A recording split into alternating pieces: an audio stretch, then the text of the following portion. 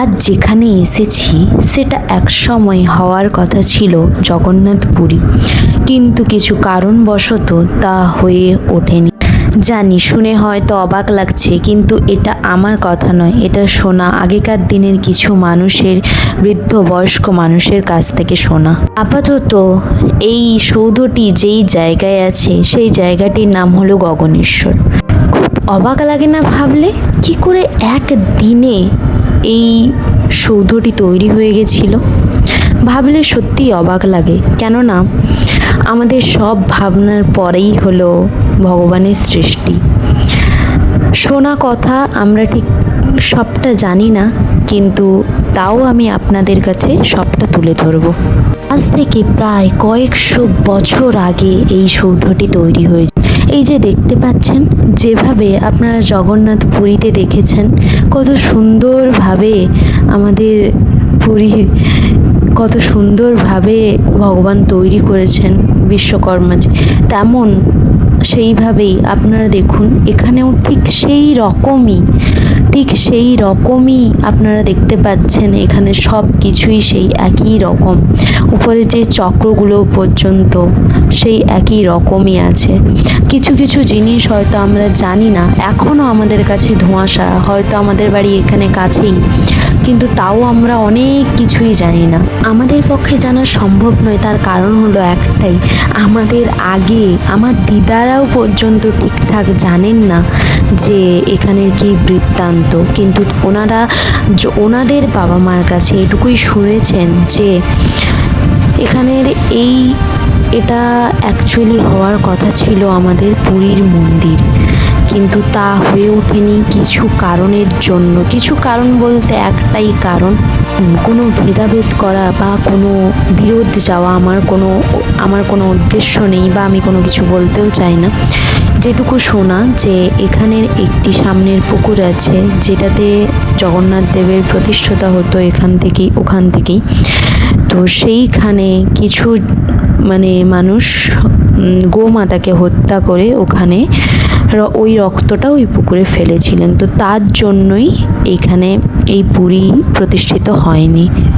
এত সুন্দরভাবে ভগবান এটা তৈরি করেছেন যে কেউ এটা দেখে বুঝতেই পারবে না এটা এখন একটা সাধারণ সৌধ হিসেবেই রয়ে গেছে। কেননা এখানে প্রত্যেকটা জিনিস, প্রত্যেকটা পাথর আপনারা খুব ভালোভাবে দেখুন, আমি দেখাচ্ছি, এত সুন্দরভাবে আছে না।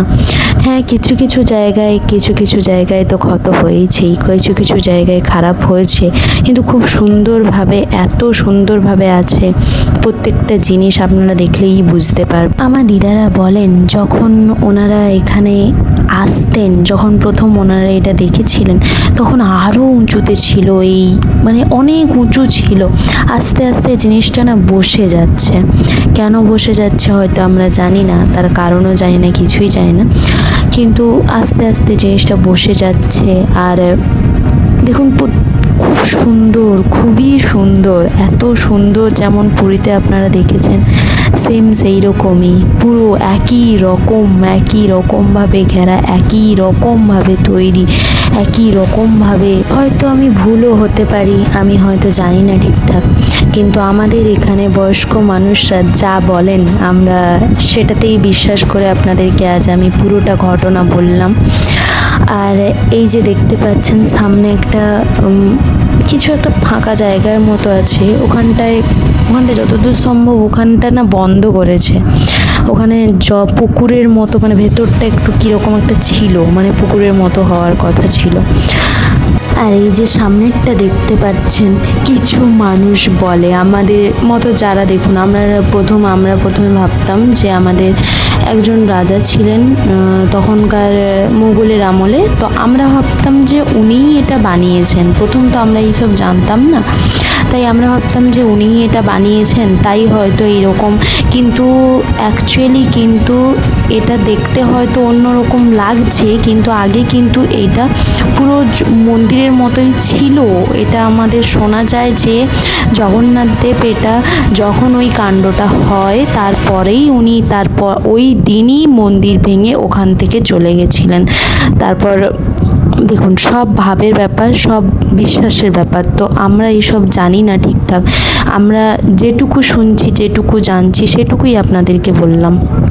আমি ভেতরটাও পুরোপুরি দেখিয়ে দিলাম। তারপরে হঠাৎই আমার ভাই বলে যে ওখানে একটা, যেমন আমাদের শিবলিঙ্গ রাখার মতো একটা জায়গা থাকে না, ওখানেও সেম ওই রকম একটা জায়গা আছে।